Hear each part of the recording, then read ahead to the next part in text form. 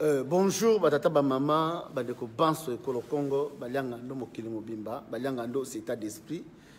Baliangando et puis à Denzel Kinshasa, puis à John Image TV, Congo Popola, puis à Basiti tout, il y a partagé émission baliangando. Vraiment merci mingi, vraiment dingue. Boyamba qui biso na Canada lobby, vraiment ezalaki esengo mingi, Chantal Bomolo, puis tout, basala qui pour la communauté congolaise.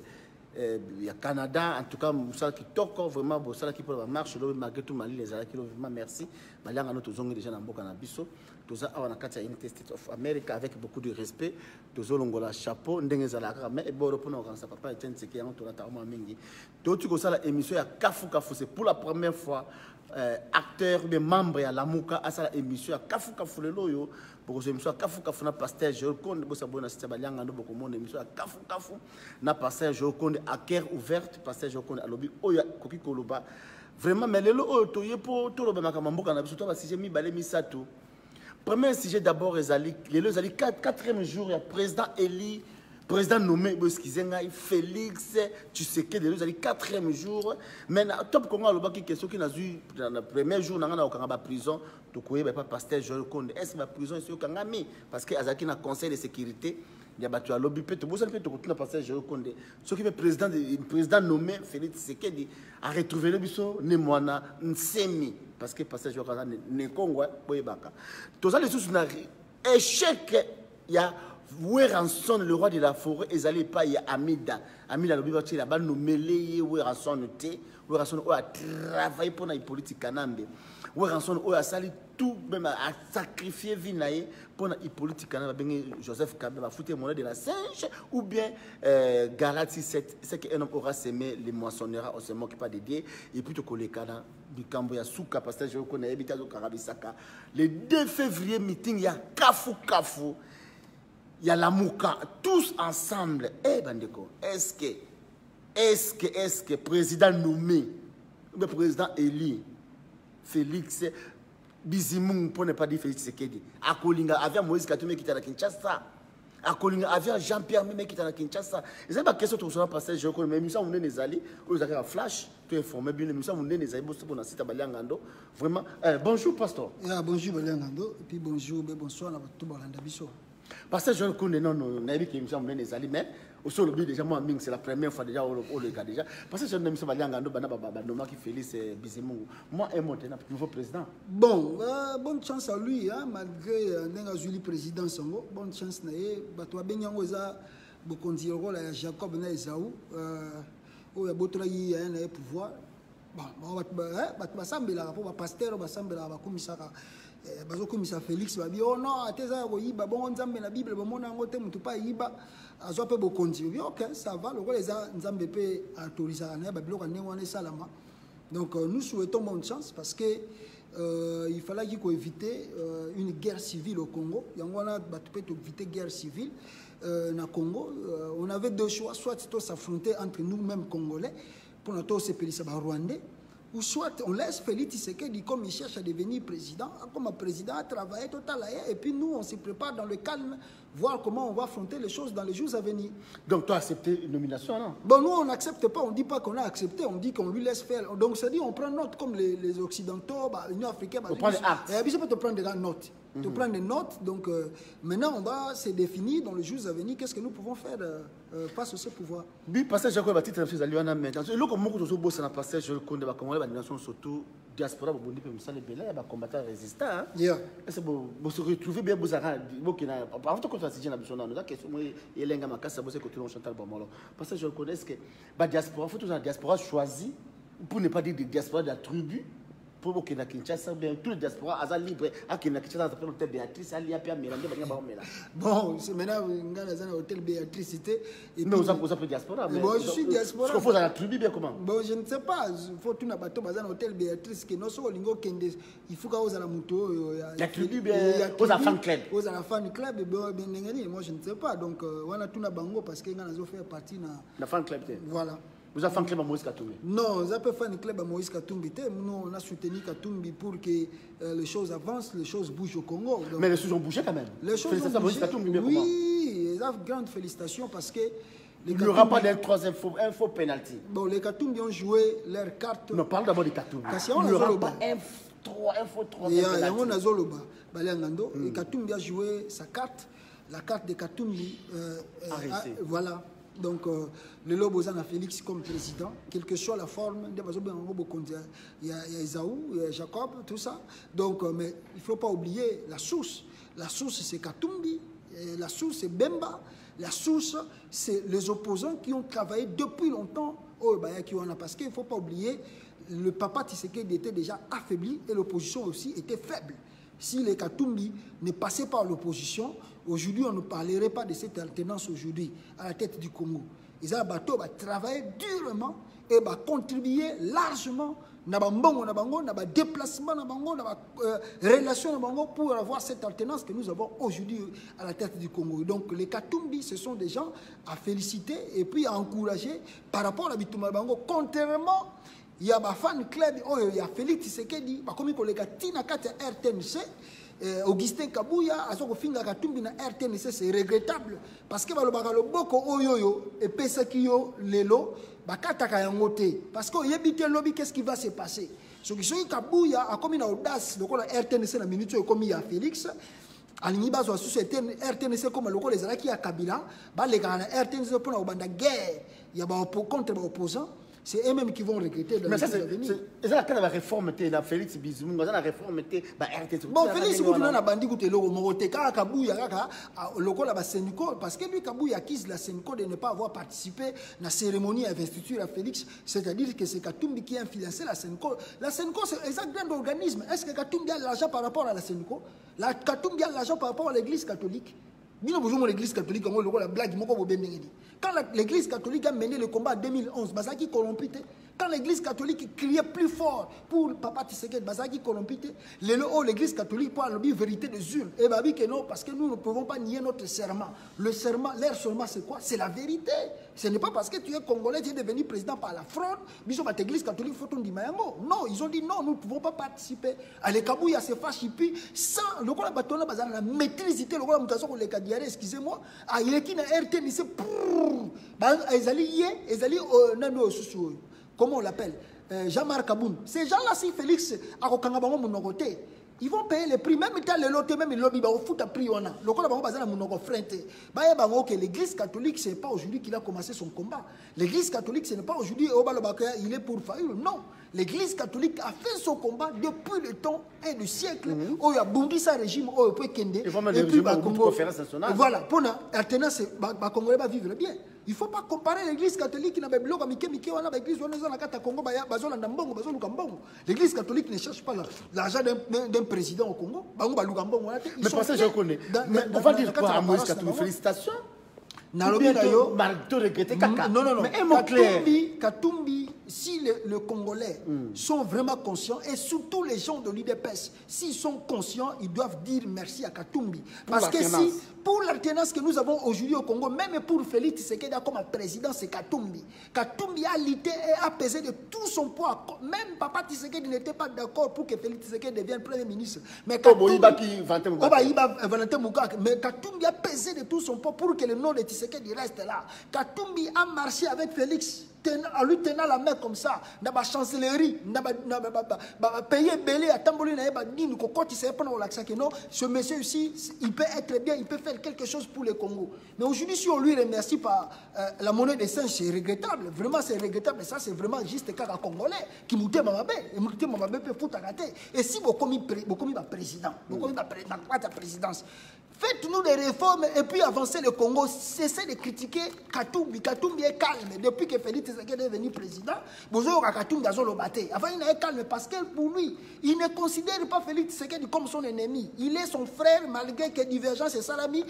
Félix a ken Nzela nae, Alandi Bagamonae. Mais Katumbi n'est pas contre Félix. Alors, cessez de lui faire la guerre. Bon, ça, la chemin, la bino, bon, Nzela, bon, ça, la réforme, on attend, on va voir. 4e jour du président de la République, le Cachou et Karamité, à ce conseil de sécurité, le conseil de sécurité a. Il a des membres de la sécurité, occupation tout petit. Prison Karamité, Nemonansemi, à l'occasion de Nemonansemi, à mon avis. Non, tant qu'on a malé, mais on n'a pas prison. Bon, 4e jour à président de la République. 4e jour, il y a un Nengo Tchouko Babaliangando. On m'a dit c'est très important quand tu donnes la parole, il faut respecter la parole de Qui va respecter Félix? Mais il est président et c'est lui qui l'a promis. Il a promis aux Congolais que dès le premier jour à Rosanaka, sa présidence, il va faire sortir les prisonniers. Mais aujourd'hui, on est dans sa 4e jour parce que depuis qu'il a prêté serment, les jours sont comptés.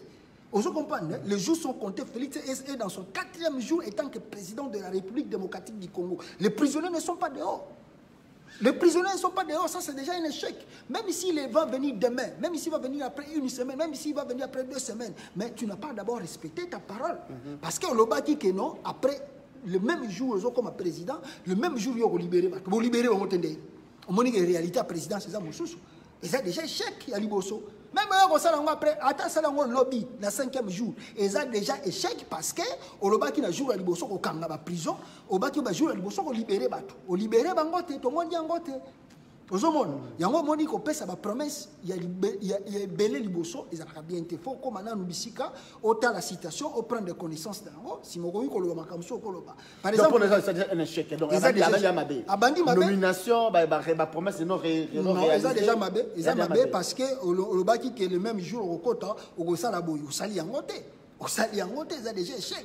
Deuxième, monsieur, à outil sous Kosala, sous promesse, à améliorer le salaire, il y a des officiers, il y a des policiers. Bon, il y a un kaka, ceux qui lobby kaka, 4e jour. 4e jour. Parce que juger, jour par jour. Mais, après 10 jours, tu regardes les soucis. Baliangando, économie, au éviter ceux qui kabilatiki combien na nini, au éviter comment restructurer pour n'avoir côté sa finance à l'État, au éviter non, mais toi tu peux pas promettre aux policiers que non, nous allons améliorer le salaire nabino, non.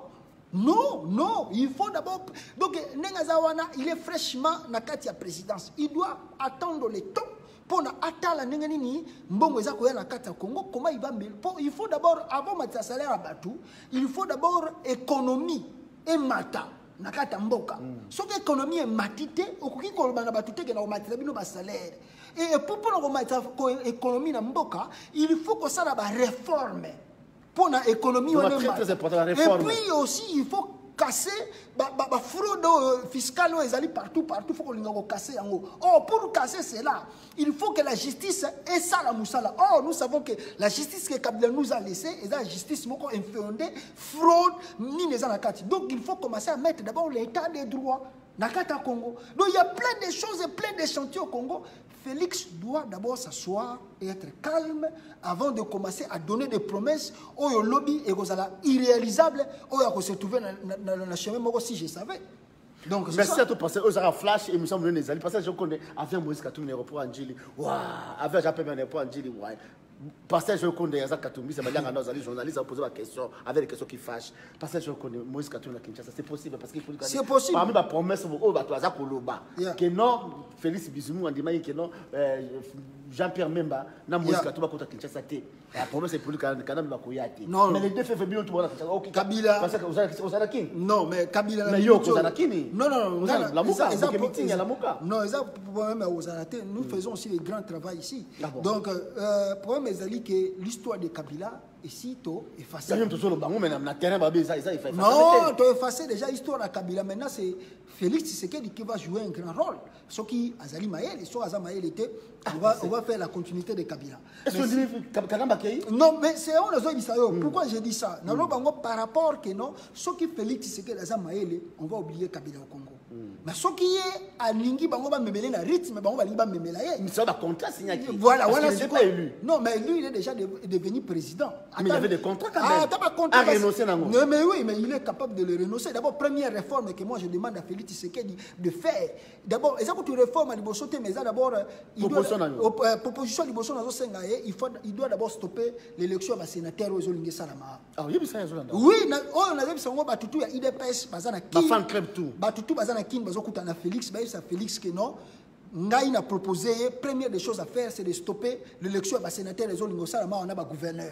Parce que ceux qui connaissent Nanga Rosala Yango, il faut que tu fait, c'est retourner dans le gouverneur à Congo. À ça, la réforme est assez. Oui, il faut. Une réforme à CENI, réforme à constitutionnelle. Voilà, à stopper l'élection, et à CENI, avant, tant qu'il n'y a pas pour stopper, il faut d'abord à ça la réforme à Seni. Pour connaître nanga zawana azali mutu a Kabila, son to tiki yewana, boko tondi sa Sénat, bango Sénat ko tonda bango na bango bata FCC. Et puis de deux, au moment na ke ba gouverner ba tonda bango na bango bata FCC. Il faut à ça la réforme à Seni. Et de deux, il faut à ça la réforme à Cour constitutionnelle parce que tous les juges qui sont là dans la Cour constitutionnelle, ce sont les membres du FCC. Il faut réformer ça tout de suite là, avant qu'on ait une étape mususu. Il faut d'abord commencer à faire ça. Sachez très bien que les gouverneurs et les sénateurs sont élus au même mandat que le chef de l'État 5 ans. Donc, sachez très bien que les sénateurs vont contrôler par Bango pendant 5 ans. Et ces gouverneurs-là vont rester là pendant 5 ans. Alors lui, Félix Tshisekedi, il a contrôlé côté Moussounéni. Il doit calmer ces gens-là. Il est chef de l'État. Alors, non, pour le moment, tout le monde a une clarité. Il n'y a pas ceux qui banni tout ça. Tu as dit si c'est ni tout ça l'élection là, mais basé sur un mandat monké, mais tout ça on a mis pour tout ça moi le comme quoi. Cour constitutionnelle on a tout réformé en gros et puis tout ça l'élection là, même si on les 3 mois 4 mois, on s'en fout. Et le problème est ali to lingis ko élection il y a bien ça mais na kata mboka. Donc bon ça fait constitution na bango charte occupation na ndenge za ki a deux tours la présidence de la République. Bon on est après mais pour le moment il fallait non to stopper dans des choses on a bon nanga on a pensé comme dans Sénat mais à stopper dans on a et puis to yeba lokola nini zongi c'est la première matière à traiter lokola nini comment on appelle ça député côté des gens Assemblée nationale première matière à traiter donc Daniel Safo dans sa député premier dossier à traiter ça Daniel Safo mais oui mais premier dossier à traiter qui était dossier yananga peut traiter on peut parce que batala so inanga cause la ka wana bazala te alors parce que bon siko bagi pona Moïse Katumbi Lamuka le 2 février bino tout. Non, le 2 février. Oui, le 2 février. Bon, je ne sais pas position à Katumbi. Mais le 2 Ezali grand meeting. Grand meeting. Il y a tous les membres de FCC. Il y a Lamuka. Il y a Lamuka. Oui, tout le monde Sainte-Thérèse. Donc, il y a meeting parce que Martin Fayulu a communiqué la bango, après sa bango position et la mouka. On a peuple peur. Il y a un peuple congolais, bah position et la mouka, bah combat na bango ce que Azali ko se diriger n'engeni. Mais en même temps, même Azali qui est élu député hein. Oui, il a aussi été élu député. Tu vois bah qu'est-ce qu'il va. Il soit au CG bien comment il va. Mais ce que tu le vois absolument dans le passage je connais parce que politique na maboya qui Moïse Katumbi à côté. Ah OK, bon Congo za Kabila. Congo za Kabila te Kabila si nebi so que to bossa ni histoire na Kabila na Congo la médiation. Il y a solo pasteur. Mais to bossa ni Kabila il suffit simplement qu'à Félix Tshisekedi de bien travailler, on va oublier Kabila.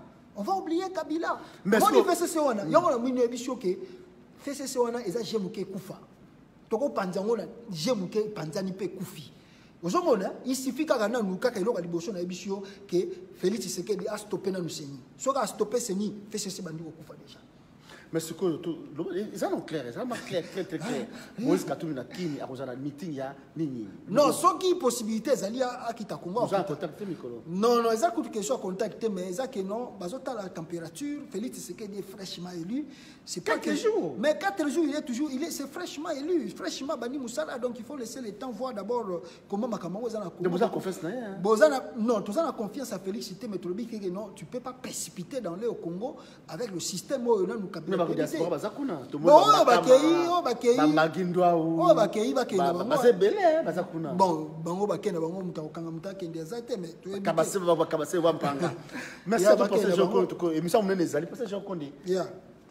les rois de la forêt, les rois de la jungle, ami d'Alobi, oui, à la députation, ami d'Ain, on a côté de la forêt. T'es caméra, t'as bêti carte. Bon, ami d'A pas à quoi ça l'influence. Dis à quoi? Bon, dis parce que balingi en côté pour Monique, soyez bakoti si ouera. Na Adolphe, na poste. Te bamoni siko le roi la suma côté ba musicien. Babanga susu.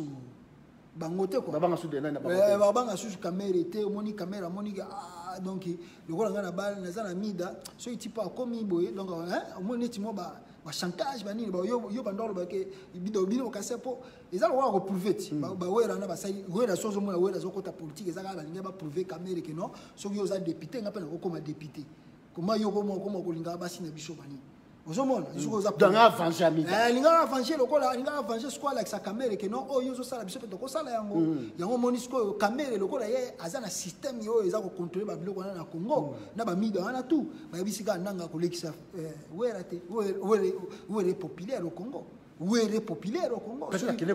Non, non, c'est une question qui est où est populaire au Congo. Où est populaire au Congo, ceux qui vont voter, où est le Congo. Par rapport à tout ça, est-ce que où est le député le mieux joli dans le Congo par sa popularité? Mais comment où est la limite? Et ça, bon, moi, tu peux bêtement, il y a que non, ce qui a joué, est politique. Mais politique, c'est quand même, où est la paix, la vérité. Mais quand même, qui a joué la carte là, on a mis pour écarter où est là. Balinga côté à parlementaire pour et comme le rôle bombardé dans carte à parlement.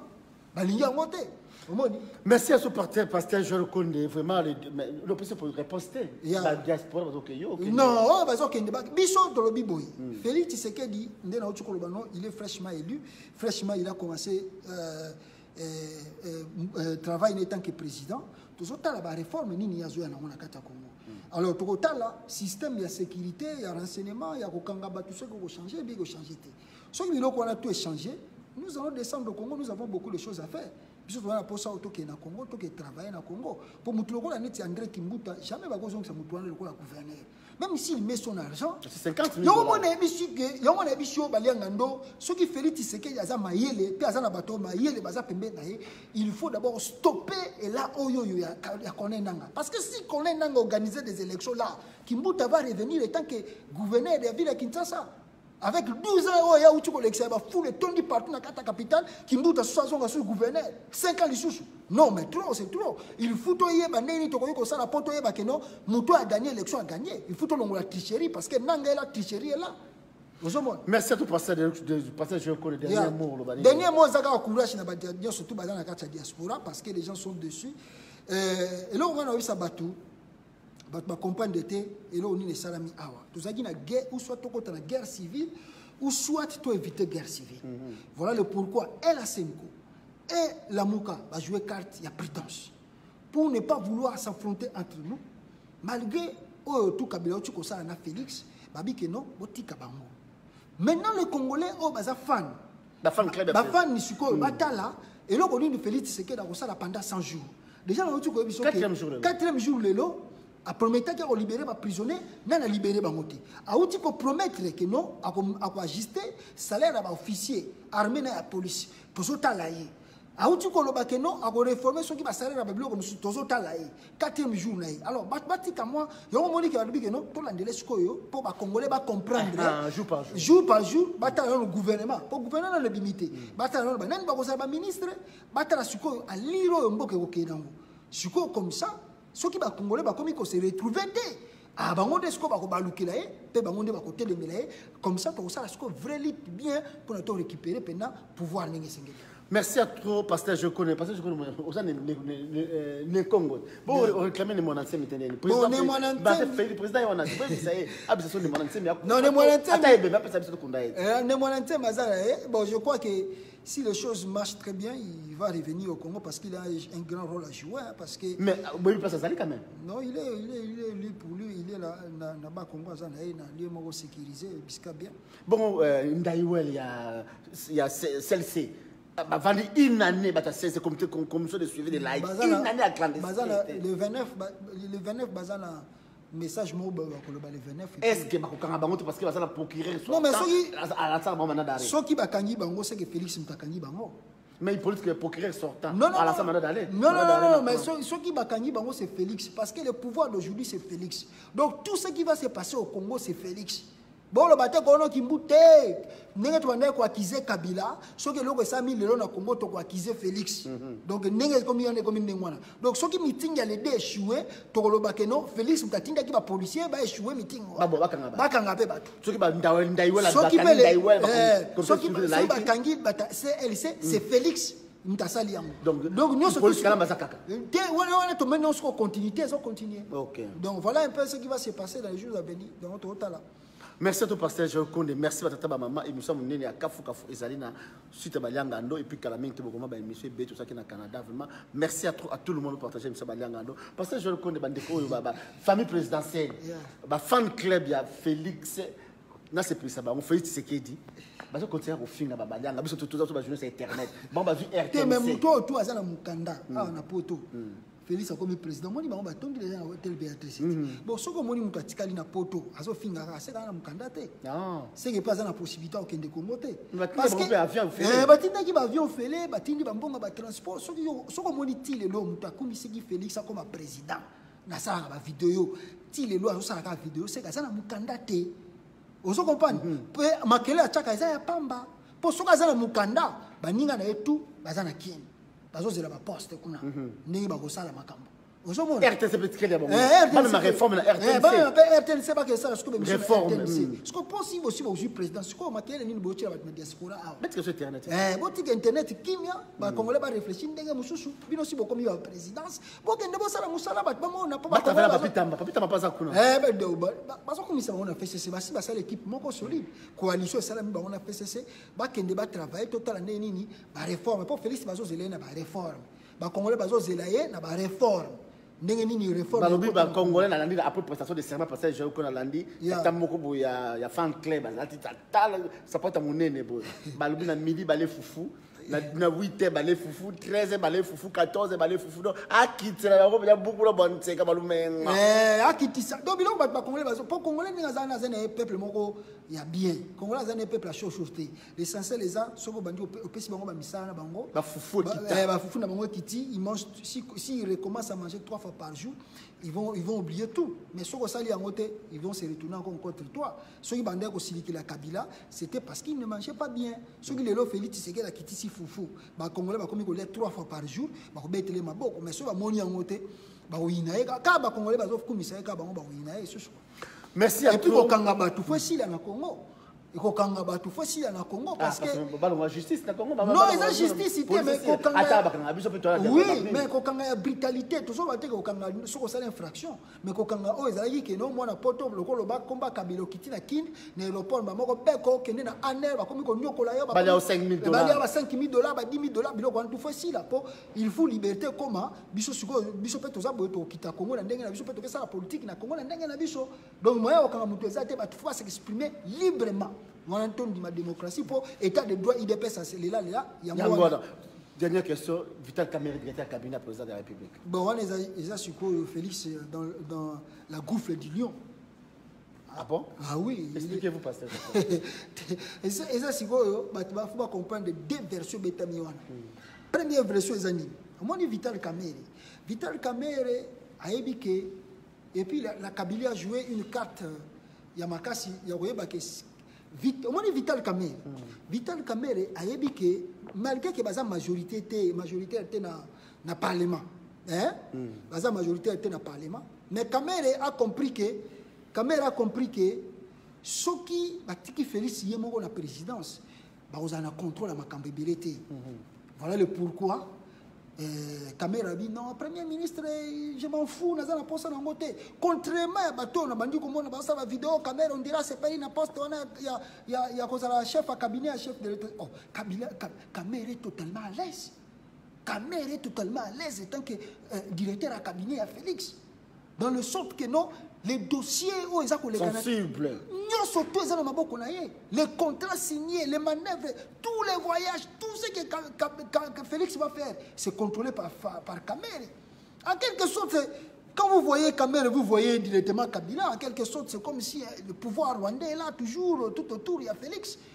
Des craintes parce que il est Kamerhe, il est Kabila. Yango nga nazomona wa émotion on dirait basali biso ka age ba koti si Félix kuna me bateli biso na sima Kamerhe ça c'est aussi le piège ba musu ba lobana OK mais celui qui l'a fait gagner mais Kamerhe a fait gagner Félix c'était pour ba Chouaki ba nommer bango ba nommer ye ko nommer nde ba koti si suko Kamerhe na cessé donc aza ko aza na kata gouffre ya lion balobi na moni balobi ke oya ko finga Félix comme on a prison ba bozoba biso okita Congo biso ko finga na non exactement ko finga te on va dire de vérité parce que première vérité na uti ko ebisa yo que non lui il avait promis que non le premier jour qu'il sera président de la République il va fermer les prisons et puis il va libérer des prisonniers on n'a pas vu ça ce n'est pas une injure c'est de dire des vérités des critiques politiques on doit dire ça c'est pas que non wana babilo ka ngunga pamba wana muto banga Congolais banga Félix Ah, on a Congola ya buso wana bazolota ndota baba Congolais moko banga Félix Azate.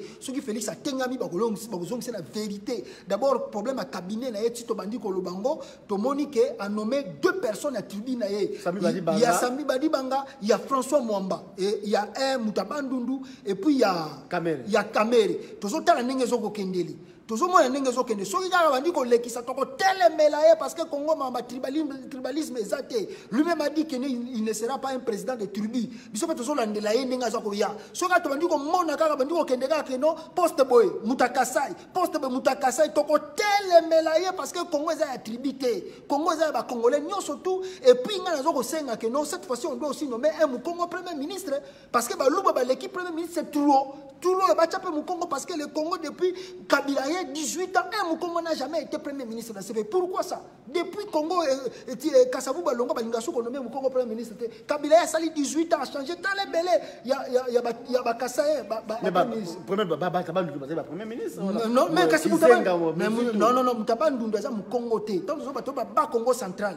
Nous avons pas Congo central. Nous avons Moutabandou, nous avons pas Congo central. Il faut pas nommer Moutaba Congo central premier ministre. Leader Bazali Belé. Il faut pas nommer Moutaba Congo central. Comment Moutaba Congo central a se retrouvé?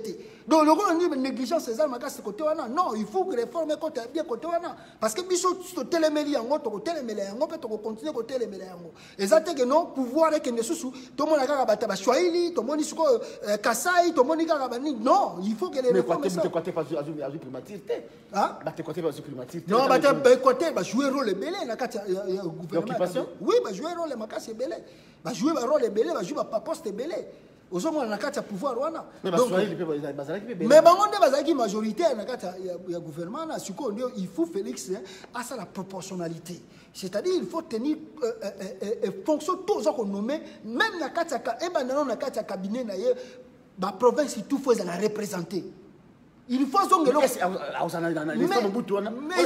mais si quoi eloko wana fait zonga soko lingi keno Congo ezala un Congo ya batutu unifié la première des choses cabinet na non chef de l'état faut la représentable exemplaire yo comment ngeni yo ko réformer ba institution publique soki cabinet na moko eza ko lakisa keno ezali cabinet loko ya ba tribu et que Simbate il faut banano na kata cabinet na yo ko réformer cabinet na yo total qui sont des conseillers spéciaux na yo so to moni que ya côté tribunal l'équipe au bandi déjà tribalisme ce qui biso ko linga esprit à Mobutu faisons na Congo on tient compte de la proportionnalité on tient compte de province oh to ça na combien de batu bazabo oye na kati ya ministère public oye par exemple na kati institution moko boy si le DG aza mu Congo ou alandi aza mu Ngala ou bien mu Swahili ou alandi kuna aza mu nini boy comme ça total mboka ndenge ne ko kende liboso to lingi susu mamba tribalisme au Kabila ko tana Congo te et continuer que non pouvoir mobimba la dominer à mboka mbaba ndako loba Swahili na Swahili non on veut pas ça. Merci pasteur Joël Konde émission mnene zaina sita balangando busa bona sita balangando merci à toi pasteur Joël Konde besoin que bord na ndenge zalaka en tout cas merci à toi tata maman to suki ba commentaire na bino merci Kachama merci Tati Benana Villevord merci John Image TV joie émission bané donc pasteur Joël Konde na makina na komi ko kende kini na noté toujours à nous passer que moyens ali pasteur Joël Konde au tchata balanga na sac parce que non to OK na biso to zala le moment épais ça to OK na biso non biso doit travailler non le combat n'est pas encore fini le combat to zala na bitumba. OK, merci à tous vraiment aussi chance aux amis balanga no partager ngo bo chamba na bino balanga no mokemba balanga no c'est l'esprit salut ciao.